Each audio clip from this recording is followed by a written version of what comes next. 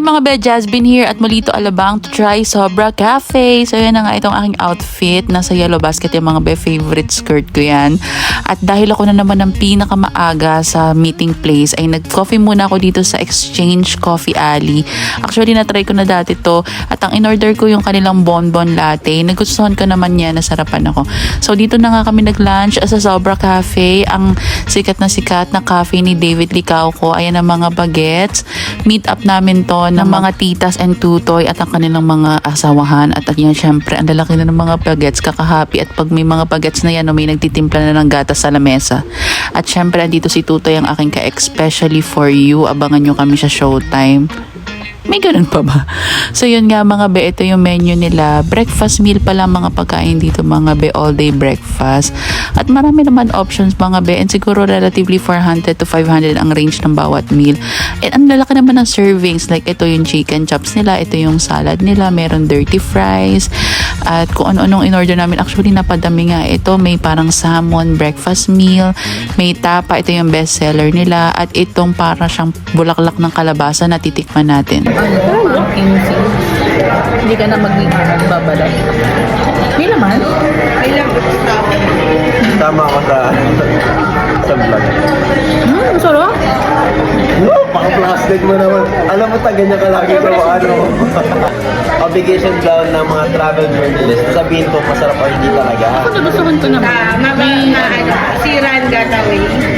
Lahat ka nang binablog eh. Patok na patok, sarap. Sakto lang pala. May cheese sa loob. Napagsabihan pa nga ni attorney. Pero legit naman nasarapan ako doon. Yan, meron ding parang Korean breakfast meal. Ito yung chicken tocino nila, sakto lang yan. Siyempre nakatikim-tikim ako sa mga food dumps ng mga tao. At ito yung in-order ko, yung kanilang molly cheese steak. Para siya lang bread na may beef, ganyan. Kaya ito mga kain. Ito na po. Nakakala ko sa akin yung sabi ko.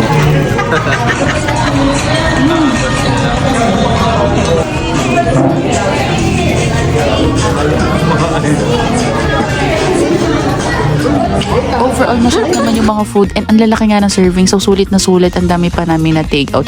So, after nyan yan, bonding with the kids dito sa labas ng Molito.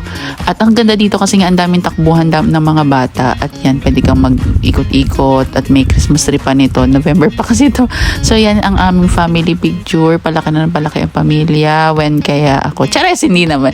So, ito na yung annual role-playing namin ni Tutay na kunyari, mga Junaki. Sana hindi nahilo ang mga bagets ng mga pagtulak-tulak namin dyan. Strangers?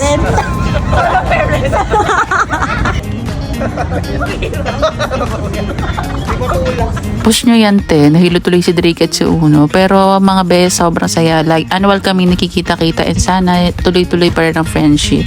Tuloy-tuloy pa rin ang friendship. And nakaka-happy nga na yung mga titas. Ayan, yung mga babies na sila. Yan naman ang gusto talaga nila sa buhay.